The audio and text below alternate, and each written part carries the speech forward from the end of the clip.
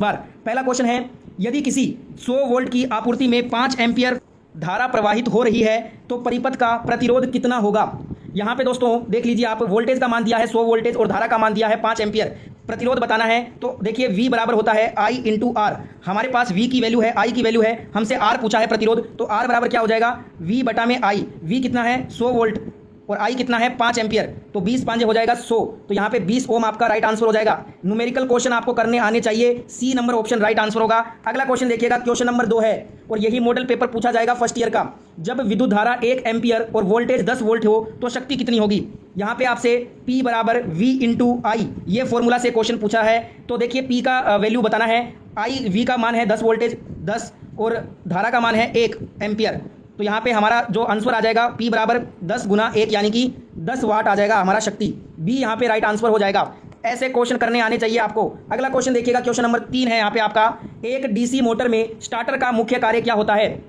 तो देखिए जो डीसी मोटर होता है उसमें जो स्टार्टर होता है ना, उसका मुख्य कार्य होता है प्रारंभिक करंट को सीमित करना, limit starting current. C number option right होगा।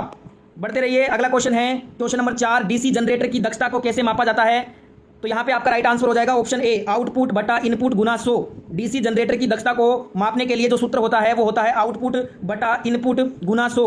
ए नंबर ऑप्शन राइट होगा। ये मॉडल पेपर पूरा रट कर जाना है एग्जाम में आपको, ये पूरा मॉडल पेपर रट लो एग्जाम से पहले, क्योंकि यही मॉडल पेपर आएगा। इस मॉडल पेपर में 75 क्वेश्चन मैं करवाऊंगा और सीबीटी पेपर में आपके 75 क्वेश्चन आते हैं, जिसमें 38 क्वेश्चन सबसे पहले अपने इलेक्ट्रीशियन थ्योरी के कर रहे हैं, 6 प्रश्न यहाँ पे ड्राइंग के रहेंगे, 6 प्रश्न आपके वर्कशॉप के रहेंगे और 25 प्रश्न हो गए इंप्लॉयबिलिटी स्किल का।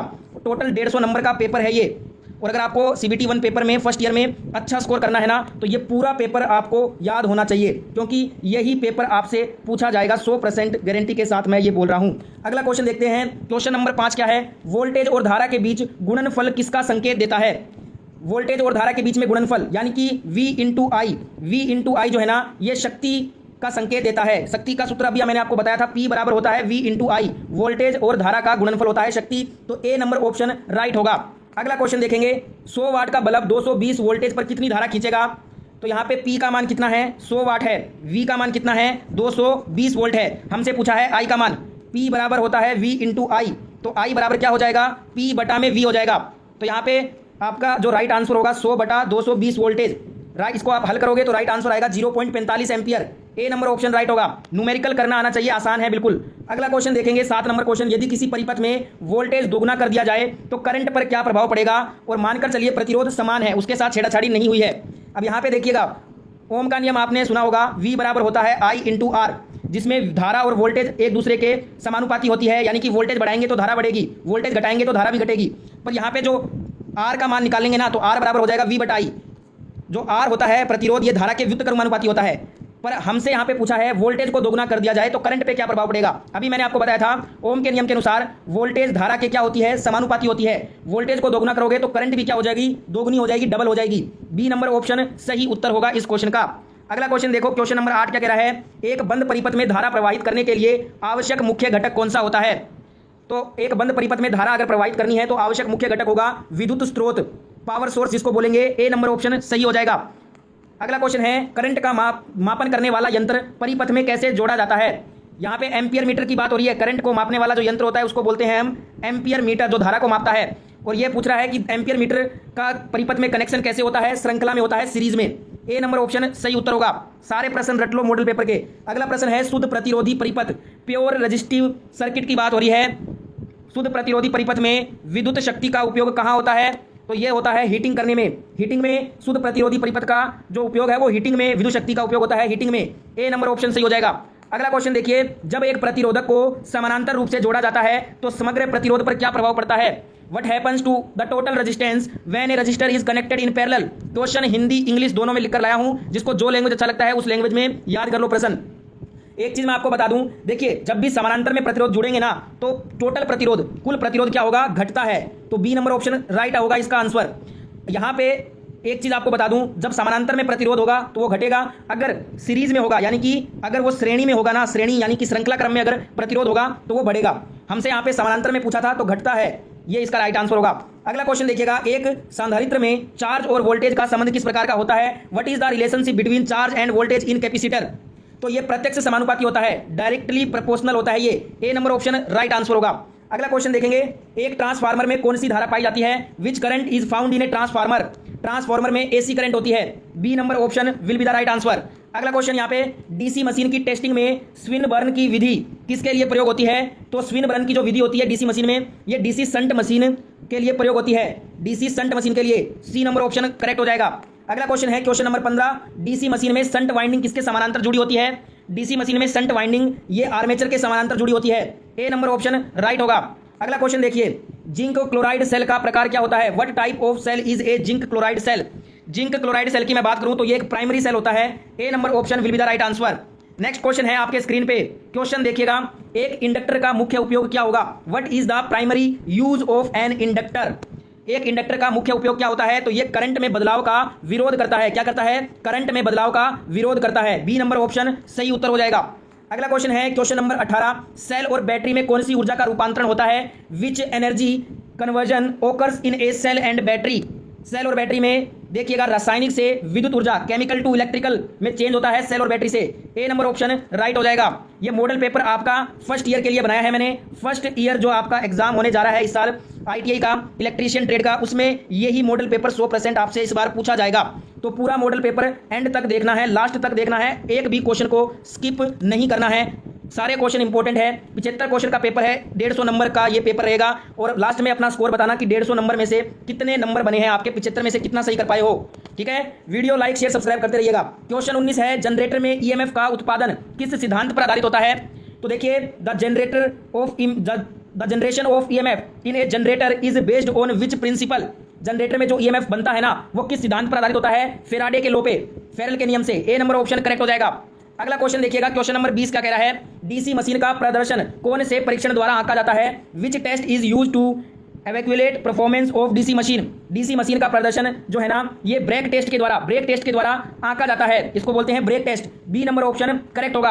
अगला क्वेश्चन है, ट्रांसफॉर्मर में कौन सी टेस्टिंग मुख्य रूप से कॉपर तथा आयरन लॉस जानने के लिए होती है? Which test is mainly use to determine copper and iron losses in a transformer? Transformer में टेस्टिंग मुख्य रूप से कॉपर और आयरन लॉस के लिए शॉर्ट सर्किट टेस्ट होता है।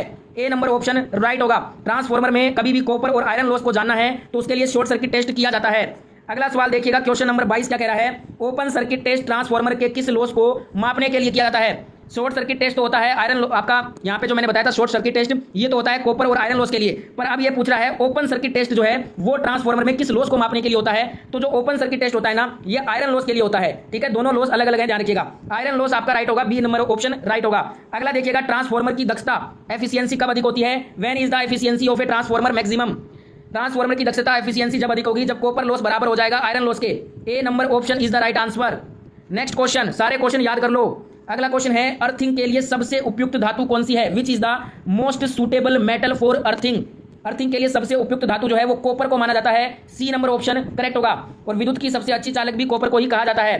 अगला क्वेश्चन यहाँ पे देखिएगा दोस्तों, क्वेश्चन है, औद्योगिक वायरिंग में किस प्रकार के वायरिंग मटेरियल का उपयोग मुख्यतः होता है?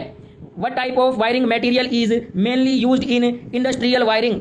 तो पीवीसी का यूज करते हैं, पॉलीविनाइल क्लोराइड पीवीसी का फुल फॉर्म होता है। पीवीसी वायर का औद्योगिक वायरिंग में हम यूज करते हैं। ए नंबर ऑप्शन राइट हो जाएगा। अगला क्वेश्चन क्या कह रहा है? क्वेश्चन नंबर 26, ट्रांसफॉर्मर में ब्रेक डाउन वोल्टेज टेस्ट किसके लिए किया जाता है?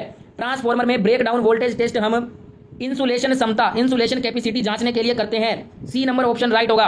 अगला क्वेश्शन है, बिजली के झटके से बचने के लिए किस यंत्र का प्रयोग होता है? Which device is use to prevent electric shock? बिजली के झटके से बचने के लिए हम आरसीबी या ईएलसीबी इसका यूज करते हैं। तो यहाँ पे सी नंबर ऑप्शन करेक्ट होगा। आरसीबी ईएलसीबी दोनों ही यूज जो है ना बिजली के झटके से बचने के लिए किया जाता है। अगला क्वेश्चन देखिए, अर्थिंग के लिए न्यूनतम तांबे की तार की मोटाई कितनी होनी चाहिए? What is the minimum thickness of copper wire of earthing? इसके लिए अर्थिंग के लिए न्यूनतम तांबे की तार की मोटाई होनी चाहिए 6 mm square. D number option right हो जाएगा। अगला क्वेश्चन देखेंगे, औद्योगिक प्रतिष्ठानों में अर्थिंग इलेक्ट्रोड को कितनी गहराई में जमीन में गाड़ा जाता है? At what depth should the earthing electrode be buried in industrial installations? औद्योगिक प्रतिष्ठानों में अर्थिंग इलेक्ट्रोड को 2.5 मीटर जमीन गहराई में गाड़ा जाता है। सी नंबर ऑप्शन राइट हो जाएगा। अगला क्वेश्चन है, वायरिंग में प्रयुक्त इंसुलेशन का मुख्य कार्य बताओ। What is the main function of insulation in wiring? Wiring में प्रयुक्त इंसुलेशन का मुख्य कार्य होता है ये शॉर्ट सर्किट से बचाता है। ऑप्शन यहाँ पे सी आपका राइट हो जाएगा।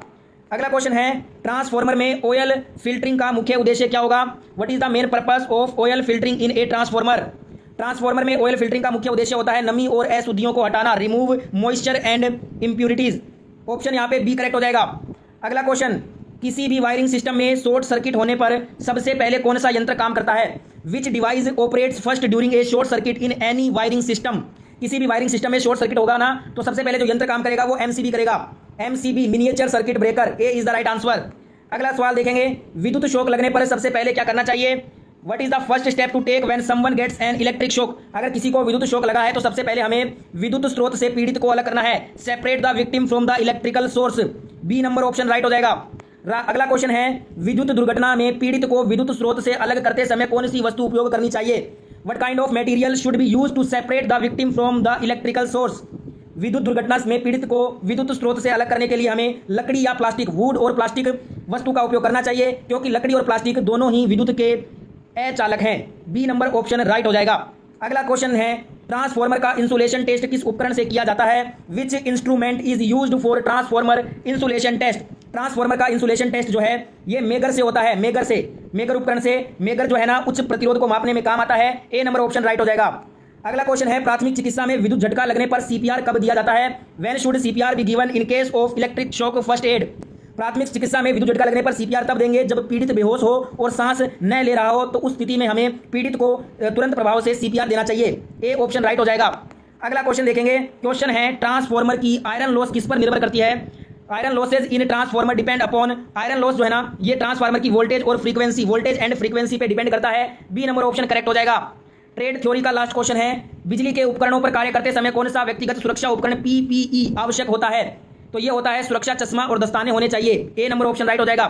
तो सीबीटी पेपर में आईटीआई के फर्स्ट ईयर में ट्रेड थ्योरी के आपके 38 क्वेश्चन आते हैं। 38 ट्रेड जो थ्योरी है उसके क्वेश्चन कंप्लीट हो चुके हैं। अब अपने एम्प्लॉयबिलिटी स्किल के टोटल 25 क्वेश्चन आते हैं आपके सीबीटी पेपर में। अब 25 क्वेश्चन करेंगे ईएस के। पहला क्वेश्चन ईएस का, उससे पहले आपके लिए इतना मेहनत कर रहा हूं तो वीडियो को सभी दोस्त एक बार फटाफट से थम्स अप लाइक कर दो, सारे के सारे प्यारे दोस्त। और इस मॉडल पेपर को सभी दोस्तों तक पहुंचाना आपका काम है, दबा के शेयर करना। इस मॉडल पेपर को जितने भी आपके दोस्तों के ग्रुप में है सभी में इसको दबा के शेयर कीजिएगा। यही पेपर आने वाला है मॉडल पेपर आपके एग्जाम में, इसलिए इसको जरूर शेयर करना। आईटीआई की रोजाना वीडियो देखने के लिए आप चैनल को सब्सक्राइब करके नोटिफिकेशन को भी ऑन कर लीजिए। तो चलिए स्टार्ट करते हैं। ईएस के आपके 25 क्वेश्चन थ्योरी के क्वेश्चन हो चुके हैं। ईएस का पहला क्वेश्चन है, कौन सा विकल्प रोजगार कौशल नहीं है? इनमें से कौन सा विकल्प रोजगार कौशल नहीं है? तो यहाँ पे आपका राइट आंसर हो जाएगा गुड रनर, अच्छा धावक। ये जो है एक विकल्प है जो कि रोजगार कौशल का नहीं है। ए नंबर ऑप्शन राइट हो जाएगा। वहीं बात कर लें अच्छा संचार कौशल, त्वरित शिक्षा, ये जो है ना आपके ये तीनों ही जो है वो एक रोजगार कौशल है। पर अच्छा धावक गुड रनर क्या है? ये रोजगार कौशल का विकल्प नहीं है। तो ए नंबर ऑप्शन करेक्ट हो जाएगा। अगला क्वेश्चन देखेंगे ईएस का, एक कर्मचारी वह होता है जो खालिस्तान होता है। एक कर्मचारी जो है ना ये दोस्तों तनख्वाह के लिए काम करता है, works for a salary. C number option correct होगा। बिल्कुल ये पेपर आने वाला है इस बार फर्स्ट ईयर इलेक्ट्रीशियन ट्रेड का। अगला सवाल देखिएगा, ईएस का तीसरा क्वेश्चन क्या कह रहा है, अच्छे करियर विकास के लिए कौन से 2 कौशल आवश्यक हैं? अच्छे करियर विकास के लिए 2 कौशल आवश्यक कौन से हैं? तो ये है तकनीकी कौशल और रोजगार कौशल। डी नंबर ऑप्शन राइट हो जाएगा। जो ऑप्शन बता रहा हूं उसको रट लो आप और नोटबुक में नोट डाउन भी कर लो।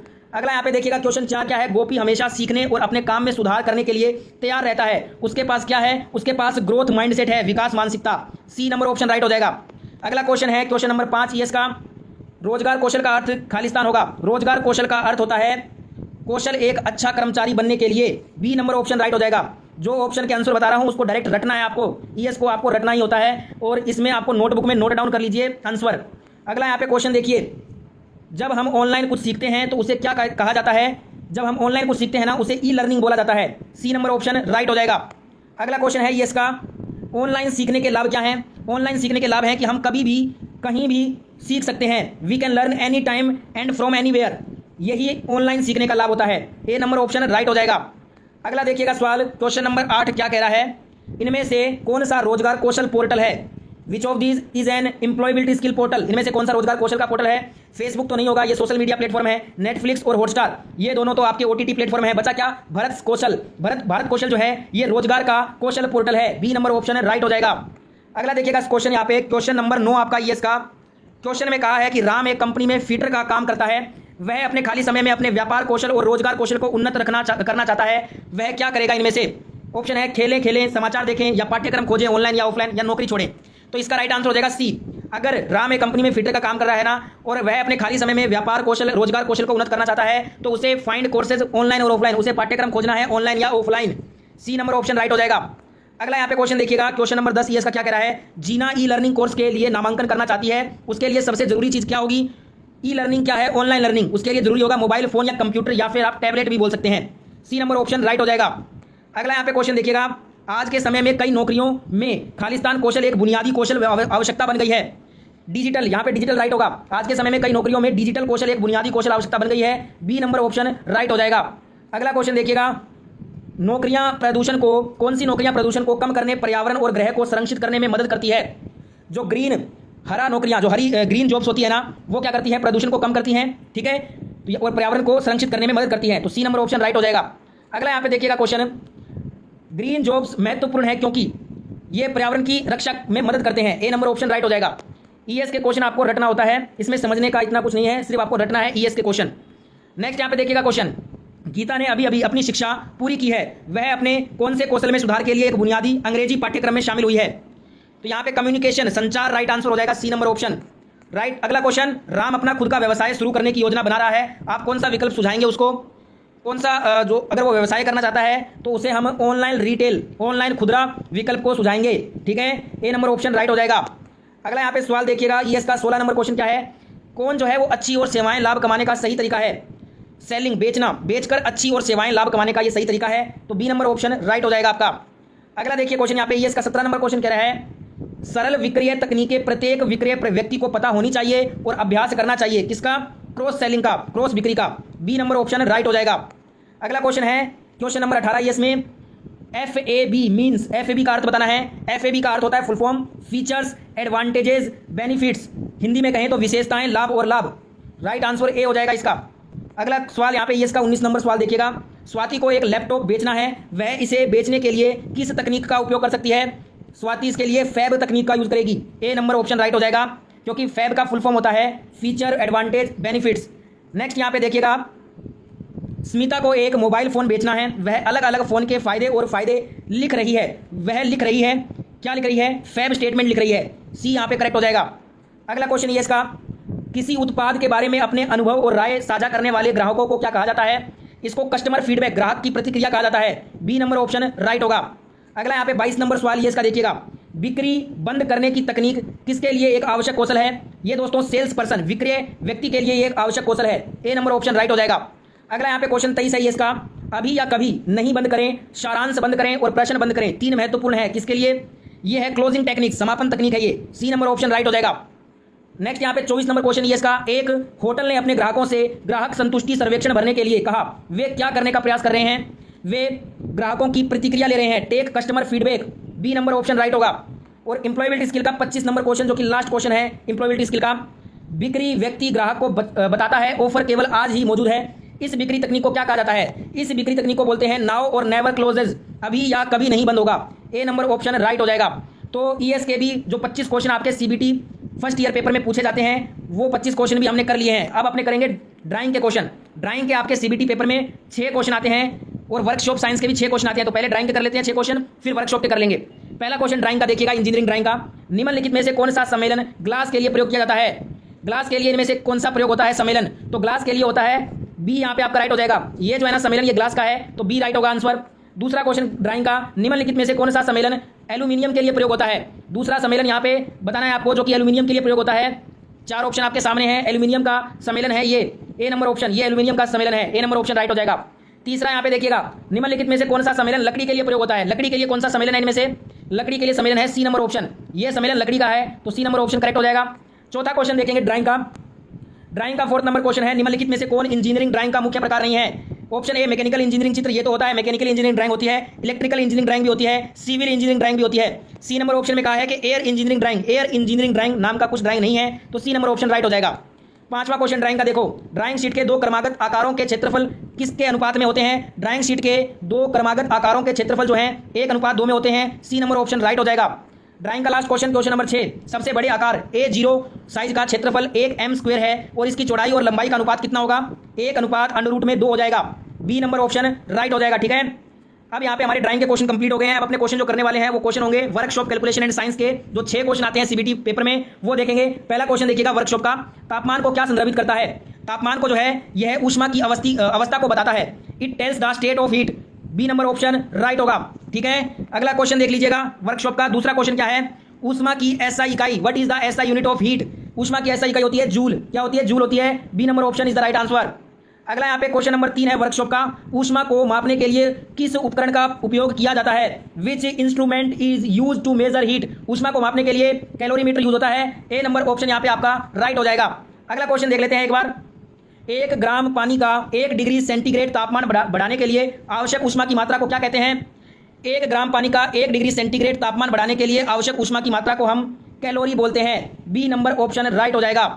क्वेश्चन नंबर 5 वर्कशॉप का है, पानी की विशिष्ट ऊष्मा का मान क्या होगा। What is the value for specific heat of water. पानी की विशिष्ट ऊष्मा का मान 1 होता है। कितना होता है, 1 होता है। डी नंबर ऑप्शन राइट होगा। वर्कशॉप का लास्ट क्वेश्चन यहाँ पे क्वेश्चन नंबर 6 है, किस प्रकार की ऊष्मा को उसकी भौतिक अवस्था बदलने बिना किसी पदार्थ द्वारा अवशोषित किया जाता है या छोड़ा जाता है, उसे हम क्या बोलते हैं। उसे हम दोस्तों सेंसिबल हीट, सेंसिबल ऊष्मा कहते हैं। बी ऑप्शन यहाँ पे राइट हो जाएगा।